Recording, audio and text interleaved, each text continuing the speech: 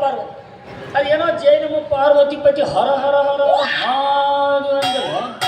ಯಾಕಂದ್ರೆ ನಾವು ಒಂದು 2 ದಿವಸ ಊರಾಗ ಇರಲಿಲ್ಲ ಅಂದ ಕೂಡಲೇ ಯಾವ ಕೀರ್ತನ ಹೇಳೋರ ಜೋಡಿ ಏನಾರ ಜೋಡಾದೇನ ಮತ್ತೆ ಅಂತ ಭುವದಲ್ಲಿ ಮಾನವನಾಗಿ ಜನಿಸಿದ ಮೇಲೆ ಧರ್ಮದ ದಾರಿಯಲ್ಲಿಯೇ ನಡೆಯಬೇಕು. ಮಾನವನಾಗಿ ಹುಟ್ಟಿದ ಮೇಲೆ ಎಲ್ಲರನ್ನೂ ಪ್ರೀತಿಯಿಂದ ಕಾಣಬೇಕು, ಎಲ್ಲರನ್ನೂ ಸತ್ಯ ಧರ್ಮದಿಂದ ಕಾಣಬೇಕು. ಅದು ಅಲ್ಲದೆ ಯಾರನ್ನೂ ಪೀಡಿಸಬಾರದು, ಸದಾ ಅವರಿಗೆ ದರ್ಶನ ಕೊಡುತ್ತಾ ಸಂತೋಷವಾಗಿಟ್ಟಿರಬೇಕು. ಯಾಕಂದ್ರೆ ಮಾನವ ಜನ್ಮ ನಿರರ್ಥಕ. ಆದ್ದರಿಂದ ಅದನ್ನು ತಿಳಿಸಿ ಬದುಕುವುದೇ ಸಾರ್ಥಕ. ಯಾಕಂದ್ರ ಅದು ಹಂಗೈತಿ. ಆಗಲಿ ಅಮ್ಮನವರೇ, ಅದು ಹಂಗೆ ಐತಂತ ನಾವು ಹಿಂಗೆ ಬದುಕಿ ಬಂದೀವಿ. ಇಲ್ಲ ಅಂದ್ರೆ ಆ ಬ್ರಹ್ಮ ರಾಕ್ಷಸಗಳ ಕೈಯಾಗ ಸಿಕ್ಕ ನಾವು ವಿಲ ವಿಲ ವಿಲ ವಿಲ ಓದಾಡ್ತಿದ್ದೀವಿ. ಕಾಣಲೇ ಇಲ್ಲಲ್ಲ. ಅಲ್ಲ ಅದ್ರ ಕತೆ ಏನು ಕೇಳ್ತೀವಿ ನಮ್ಮ ಅಲ್ಲ. ಮೊನ್ನೆ ಸಂಜೆ ಮುಂದೆ ಪೂಜಾ ಮುಗಿಸಿ ನಿನ್ನೆ ಬಿಟ್ಟ ಹೋದಲ್ಲ ಗುಡಿಗೆ. ಗುಡಿ ಹೋಗಿದ್ನಿಲ್ಲ. ಅಲ್ಲಿ ಹೋಗಿ ಪೂಜಾ ಮಾಡಿ ಇನ್ನೇನು ಹೊರಗೆ ಬರ್ಬೇಕು ಅನ್ನೋದ್ರಾಗ ಅವತ್ತೇನು ಭೇಟಿಗಿತ್ತಲ್ಲ ಪುಣ್ಯವಂತ. ಆ ಪುಣ್ಯವಂತ ಕಟ್ಟಿ ಮೇಲೆ ಕುಂತ ಧ್ಯಾನ ಮಾಡಕತ್ತಾನ. ನನ್ನ ಶಿವನ ನಾ ಎಲ್ಲೋಗೇನಂತ ಹುಡ್ಕಾಕತ್ತಿದ್ದೆ. ಏನಂತ ಎಲ್ಲೋಗಿದ್ದಂತವ? ನಾನು ಏನಂದ್ರ ನೋಡ್ರಪ್ಪ, ಇಲ್ಲೇ ಕುಂದ್ರಾಕ ಹೋಗ್ಬೇಡ್ರಿ, ಇಲ್ಲಿ ಹೊತ್ತು ಮಣಿಗೆ ಕತ್ಲಾತಂದ್ರ ಯಾರು ಇರಂಗಿಲ್ಲ, ಅದಕ್ಕೆ ಇಲ್ಲಿ ಬ್ರಹ್ಮ ರಾಕ್ಷಸಗಳು ಬರ್ತಾವು, ಅದಕ್ಕೆ ಇಲ್ಲಿಂದ ಹೋಗಿ ನಡಿಪ ಅಂತನ್ಯ. ಆದ್ರ ಆ ಮನುಷ್ಯ ಬರ್ಲಿಲ್ಲ. ನಾ ಹೊತ್ತು ಮುಳುಗು ಹಾಗೆ ನೋಡಾಕತ್ತಿದ್ನಿ. ಹೊತ್ತು ಮುಳುಗಿದ ಅಲ್ಲ ಹಂಗಾರೆ ರಾತ್ರಿ ಅಲ್ಲೇ ಉಳ್ಕೊಂಡ್ಬಿಟ್ರ ಅವ್ರ. ಮುಗದ ಹೋತಲ್ಲ 2 ಬ್ರಹ್ಮ ರಾಕ್ಷಸಗಳು ಬಂದ ತಿಂದಿರ್ಬೇಕು, ಬರ್ತೀರಿ ಊಟ ಆಗಿರ್ಬೇಕು. ಪಾಪ ನೋಡಕ ಬಹಳ ಒಳ್ಳೆ ಮನುಷ್ಯ ಇದ್ದಂಗಿದ್ದ. ಅನಾಯಾಸವಾಗಿ ಆ ರಾಕ್ಷಸರ ಬಾಯಿ ಹೋದ್ನಲ್ವ ಮರಯ್ಯ. ಏಯಪ್ಪ, ಒಂದಿನ ಪೂರ ಹೇಳುಮಟಾರ ಸಮಾಧಾನ ತಗೊಂಡು ಹೇಳಂಗಲ್ಲ. ಅವತ್ತು ಅಲ್ಲಿ ನಡೆದದ್ದು ಕತಿನ ಬೇರೆ. ಹೌದಾ? ಏನಾಯ್ತು? ಹೊತ್ತು ಮನೆಗೆ ನಾನು ಪೂಜಾ ಮುಗಿಸ್ತಾನಂದ್ರೆ ಹೊಳೆ ಮನೆಗೆ ಬಂದಿಲ್ಲ.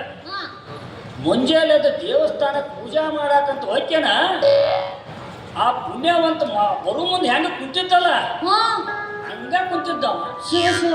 ಅದನ್ನ ನೋಡಿ ನನ್ನ ತಲೆ ಕೆಟ್ಟ ದಿಕ್ಮೂಡನಾಗಿ ತೆಳಗ ಬಿದ್ದಿನ. ಅಲ್ಲಿ ಏನಾಗಿತ್ತು ಗೊತ್ತ ನಿನಗ?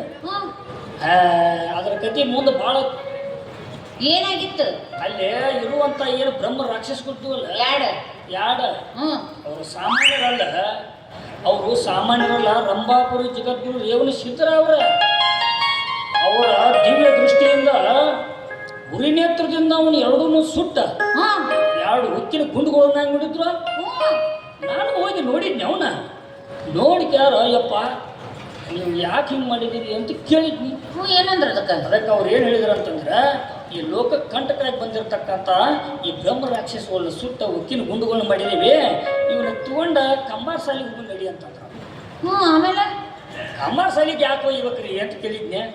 ಅವಾಗ ಅವ್ರು ಏನು ಹೇಳಿದ್ರು ಅಂದ್ರೆ, ಅದನ್ನ ಹೋದ 2 ಕಡಗ ಮಾಡಿಸು. ಒಂದು ಕಡಗ ಹೋದ ಭೀಮೆ ನದಿಯ ಮಡುವಿನಲ್ಲಿ ಮುಳುಗಿಸುನು, ಇನ್ನೊಂದನ್ನ ತಗೊಂಡ ರಾಜ ವಿಕ್ರಮಾದಿತ್ಯನ ಕೊಡ್ಬೇಕಂತೇಳಿ ಉಜ್ಜಯಿನಿ ಕಡೆ ಪ್ರಯಾಣ ಮಾಡಿದ್ರ. ಖಡ್ಗ ಇತ್ತಲ್ಲ ಅದನ್ನ ಯಾಕೆ ನೀರಾಗಿ ಮುಗಿಸಿದ್ರು? ನಾನು ಅದನ್ನ ಕೇಳಿದ್ನೆ, ಯಾಕಿದ್ರೆ ಯಾಕೆ ಅಲ್ಲಿ ಮುಳುಗೋಸ್ರಿ ಅಚಾರ ಅಂತ ಕೇಳಿದ್ನ. ಏನಂದ್ರು? ಅದಕ್ಕೆ ಅವರು ಭಕ್ತ ಈಗ ಇದನ್ನ ಹೇಳುವಂಥ ಪ್ರಸಂಗ ಬಂದಿಲ್ಲ, ಅದು ಬಂದಾಗ ನಿನಗೆ ನಾನು ತಿಳಿಸ್ಕೊಡ್ತೇನಪ್ಪ. ಈಗ ನಾವು ಉಜ್ಜಯಿನಿ ಹೊಂಟಿದ್ದೇನು, ನೀನು ಬಾ. ನಾನು ಅಜರ್ ಬಾ ಅನ್ಕೂಲ ಅಂತಂದ್ರೆ ಅತ್ತ ಹೊಂಟಿದ್ನೆ.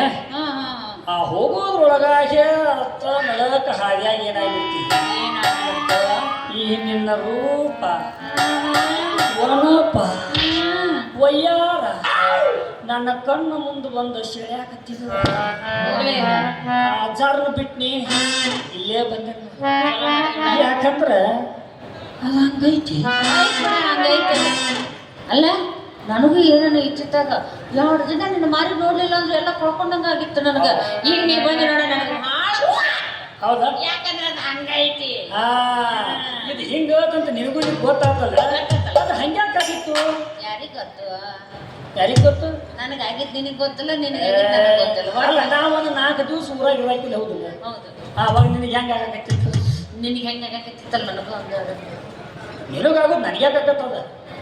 ನನಗೆ ಆಗೋದೇ ಬೇರೆ ಆಗತ್ತೆ, ನನಗಾಗೋದೇ ಬೇರೆ ಆಗತ್ತೆ. ಇಬ್ಬರಿಗೂ ಹಂಗೈತೆ. ಹಂಗೈತೆ ಅದಕ್ಕೆ ಹಿಂಗೈತಿ.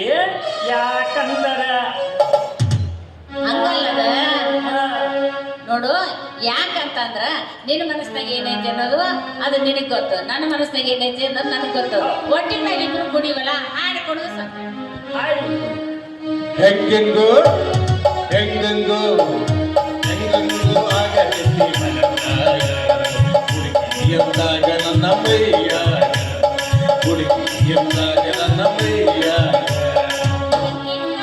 ಮಾವ ಹೆಂಗೆಂಗ ಹೆಂಗೆಂಗ ಆಗತೈತಿ ಮನದಾಗ ಹುಡುಗಿ ಅಂದಾಗ ನನ್ನ ಎದೆಯಾಗ ಹುಡುಗಿ ಅಂದಾಗ ನನ್ನ ಎದೆಯಾಗ.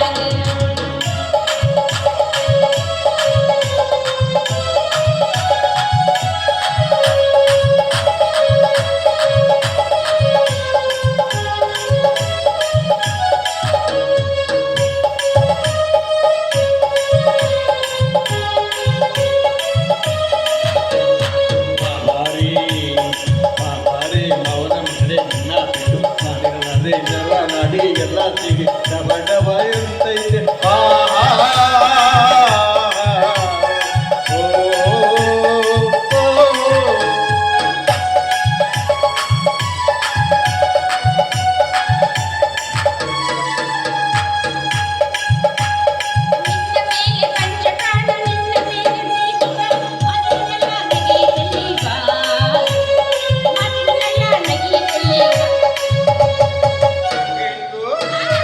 ಹೆಂಗೆಂಗೋ ಹೆಂಗೆಂಗೋ ಆಗಲಿದ್ದಿ ಮನದಾಗ ಹುಡುಗಿ ಎಂದಾಗ ನನ್ನ ಮೈಯ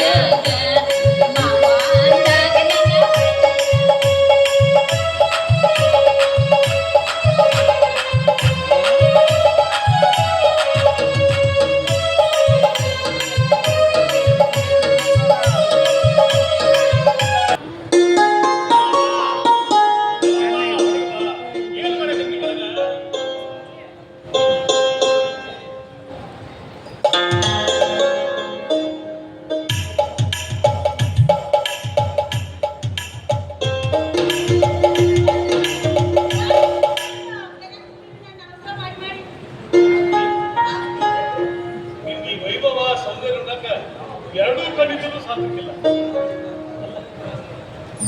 ಒಂದರಿಂದ ಈ ನಿನ್ನ ಸುರ ಸೌಂದರ್ಯ ನೋಡಿ ನನಗೆ ಮಾತಾ ಬರ್ದಂಗಾಗೈತಿ. ಏನ್ ಈ ನಿನ್ನ ರೂಪಕ್ಕ ಈ ಆಭರಣಗಳು ಕಳಸ ಇಟ್ಟ ಚಂದ ಕಾರಕತ್ತಾವಲ್ಲ, ಸಾಕು ಸುಮ್ಮನೆ ಇರ್ಲಿ. ಹಿಂಗ ಹೊಗಳಿ ನನ್ನ ಮ್ಯಾಲೆ ಕೇಳ್ಸಕ್ ಹೋಗ್ಬೇಡ್ರಿ. ಅಲ್ಲ, ಇದೆಲ್ಲ ನಿಮ್ಮ ದುಡಿಮೆ ಶ್ರಮದ ಫಲದಿಂದ ಅಲ್ಲೇನ್ರಿ? ಇದನ್ನೆಲ್ಲ ನಾವು ಆನಂದದಿಂದ ಅನುಭವಿಸೋಣ ರೀ. ಲಕ್ಷ್ಮಿ, ಈ ಸೌಭಾಗ್ಯ ನಮ್ಮಿಬ್ಬರ ಶ್ರಮದಿಂದ ಅಲ್ಲ. ಎಂದು ಪಿನ್ನಾಕ ನಮ್ಮ ಮನೆಗೆ ಬಂದನೋ ಅಂದಿನಿಂದ ನಮ್ಮ ಅದೃಷ್ಟದ ಬಾಗಲ ತೆರೆದೈತಿ. ಹೌದ್ರಿ ಪಿಣ್ಣಕ್ಕ ಈ ಮನೆಗೆ ಬರೋದಕ್ಕಿಂತ ಮುಂಚೆ ಭಾಳ ಕಷ್ಟದಾಗಿತ್ತು. ಅವ ಬಂದ್ಮೇಲೆ ನಮ್ಗೆ ಆನಂದ ಆಯ್ತು. ಆಮೇಲೆ ಈ ಮನ್ಯಾಗ ಒಂದು ಹಿಡಿ ಹಿಟ್ಟು ಸಹಿತ ಬಾಕಿ ಕೊಡದವ್ರ ಮನೆಗೆ ಹೋಗಿ ತಿರುಗಿ ಸಾಕಾಗಿತ್ತು. ಇಂದು ಬಾ ನಾಳೆ ಬಾ ಅನ್ನೋದನ್ನು ಕೇಳಿ ಅವ್ರ ಮನೆಗೆ ಹೋಗ್ಬಾರ್ದು ಅನ್ಸಿತ್ತು. ಮಲ್ಲಪ್ಪಗೌಡರು ಆವತ್ತ ಹಿಟ್ಟು ತಂದು ಕೊಡ್ದಿದ್ರ ನಮ್ಮ ಗತಿ ಏನಾಗ್ತಿತ್ತು ನೀವೇ ಹೇಳಿ. ಹೌದು, ಆ ಮಲ್ಲಪ್ಪ ಗೌಡರು ನಾ ಎಷ್ಟು ಸಲ ಅವ್ರ ಮನೆಗೆ ಹೋದ್ರು ಏನೋ ನೆಪ ಹೇಳಿ ಮುಂದೂಡ್ತಿದ್ರು. ಆದ್ರೆ ಇಂಥ ಕಷ್ಟದ ಸಮಯದೊಳಗೆ ಅವರ ಹಿಟ್ಟು ತಂದು ಕೊಟ್ರಲ್ಲ, ಆವಾಗ ಹೇಳಿದ ಲಕ್ಷ್ಮಿ ನಾನು ಇದರಲ್ಲಿ ಏನೋ ಮರ್ಮ ಐತಿ ಅಂತ ಹೇಳಿ. ಆ ಪುಣ್ಯಾತ್ಮ ನಮ್ಮ ಮನೆಗೆ ಬಂದ ಗಳಿಗೆಯಿಂದ ನಮ್ಮ ಉದ್ಯೋಗ ದಿನೇ ಬೆಳೆತಾನ ಹೋಯಿತು, ನಮ್ಮ ಆದಾಯ ವೃದ್ಧಿ ಆಗಿಕೊಂಡಿತ್ತು. ಖರೆ ಐತ್ರಿ ನಿಮ್ಮ ಮಾತು. ಆ ಪಿಣ್ಣಕ್ಕ ನಮ್ಮ ಮನೆಗೆ ಬಂದಾಗಿನಿಂದ ನಮಗೆ ಯಾವುದಕ್ಕೂ ಕೊರತೆ ಇಲ್ಲ. ಪುಣ್ಯಾತ್ಮ ಹಗಲು ರಾತ್ರಿ ಅನ್ನದಂಗ ದುಡಿದು ಸಣ್ಣಾಗಿದೆ. ಅವನ ಶ್ರಮದ ಫಲನ ರೀ ನಾವು ಈಗ ಉಳ್ತಾ ಎರಡಿದ್ದದ್ದು 4 ಆಯ್ತು, 4 ಇದ್ದದ್ದು 8 ಆಯ್ತು, 8 ಇದ್ದದ್ದು 16 ಆಯ್ತು. ಹೀಗೆ ದಿನೇ ಬೆಳೆತಾನ ಹೋಯ್ತು. ಕೇವಲ 6 ವರ್ಷದಾಗ ಶ್ರೀಮಂತಿಕೆ ಅನ್ನೋದು ನಮ್ದು ಬೆಳೆತಾನ ಹೋಯ್ತು. ಅಲ್ಲ, ಕೇವಲ 6 ವರ್ಷದಾಗ ನಮ್ಮ ಈ ಮಟ್ಟಕ್ಕೆ ತಂದಿರುವಂತಹ ಮನುಷ್ಯ ಸಾಮಾನ್ಯನಲ್ಲ ಎಂದು ನನ್ನ ಮನಸ್ಸು ಒತ್ತಿ ಹೇಳಾಕತ್ತದ ಲಕ್ಷ್ಮಿ. ಪಿಣ್ಣಕ್ಕ ಈ ಮನೆಗೆ ಬಂದು 6 ವರ್ಷ ಆತ್ರಿ. ದಿನ ಹ್ಯಾಂಗ ಹೋದ್ವು ಗೊತ್ತಾಗ್ಲಿಲ್ಲ.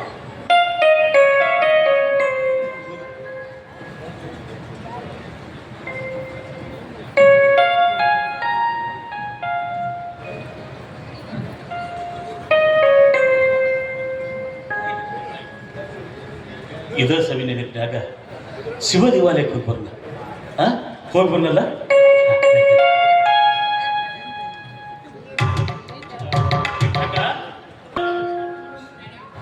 ಯಪ್ಪ ಬಾಯ್, ನೀನು ಬಾಯಿಗೆ ನೀನು ಈ ಮನೆಗೆ ಬಂದ ಇವತ್ತಿಗೆ 6 ವರ್ಷ ಮುಗಿತಾ ಬಂತು. ಒಂದಿನಾನು ಯಾವ ಕಡೆನೂ ಹೊರಗೆ ನೋಡಿದ ನಮ್ಮ ಮನ್ಯಾಗ ದುಡಿದಿತ್ತು. ಆಸರಿಕೆ ಬ್ಯಾಸರಿಕೆ ಅನುವು ಆಪತ್ತು ಹೊಡೆದ ನಮ್ಮ ಮನ್ಯಾಗ ನಿಷ್ಠೆಯಿಂದ ಕೆಲಸ ಮಾಡಿದ್ವಿ.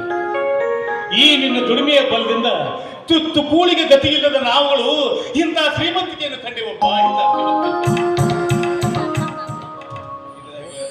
ನಂದು ಅನ್ನೋದು ಏನೈತಪ್ಪ, ಏನೈತಿ ಅಲ್ಲ. ಅನಾಥನಾಗಿ ದಾರಿಯಲ್ಲಿ ಬಿದ್ದು ನನ್ನ ಮನೆಗೆ ಕರ್ಕೊಂಡು ಬಂದು ವಿಚಾರ ಮಾಡಿ ಕೆಲಸ ಕೊಟ್ರಿ, ಬಟ್ ತುಂಬ ಊಟ ಕೊಟ್ರಿ ಅಂತಂದ್ರಾಗ ನಂದು ಅನ್ನೋದು ಏನೈತಿ? ಎಲ್ಲ ಶಿವನಿಚ್ಛೆ. ಇದೆಲ್ಲ ನಿನ್ನ ದೊಡ್ಡ ಮನಸ್ಸು. ಹಗಲು ರಾತ್ರಿ ಅನ್ಕಂದ ನೀನು ನಮಗಾಗಿ ದುಡ್ಡಿ ಜೀವನ ಸರಿಸಿದಿ. ನಿನ್ನ ಶ್ರಮದಿಂದ ನಾವು ಹಂಗೇನಿಲ್ಲ, ಕೆಲಸ ಇದೆ, ನಾನು ಹೋಗ್ತೀನಿ. ಇವತ್ತಿಗೆ 6 ವರ್ಷ. ಸಂಜೆ ಮುಂದೆ ಅಡುಗೆ ಮಾಡ್ತೀನಿ. 3 ಮಂದಿ ಒಟ್ಟಿಗೆ ಕುಂತು ಊಟ ಮಾಡೋಣ. 3 ಮಂದಿ ಕೂಡಿ ಇವತ್ತು ಸಿಹಿ ಅಡಿಗೆ ಊಟ ಮಾಡೋಣಪ್ಪ. ನೀ ಎಲ್ಲಿ ಹೋಗ್ಬೇಡ.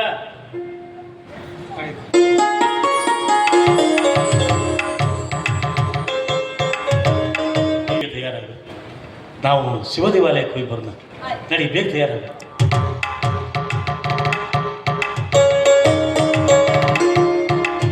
ನಾನು ಇಲ್ಲಿಗೆ ಬಂದು 6 ವರ್ಷಗಳು ಕಳೆದವು. ಇನ್ನು ಮೇಲೆ ನಾನು ಇಲ್ಲಿಂದ ಹೊರಡಲೇಬೇಕು. ಇನ್ನೂ 100 ಯೋಜನೆಗಳನ್ನು ಬೇರೆ ಕಡೆ ನಾನು ಮಾಡಬೇಕಾಗಿದೆ. ಇವರು ತಮ್ಮಷ್ಟಕ್ಕೆ ತಾವು ಬದುಕುವಷ್ಟು ಸಾಮರ್ಥ್ಯವನ್ನು ಪಡೆದಿದ್ದಾರೆ ಅಲ್ಲದೆ ಸಿರಿ ಬಂದರು ಮಾನವೀಯತೆಯನ್ನು ಮರೆಯಲಿಲ್ಲ.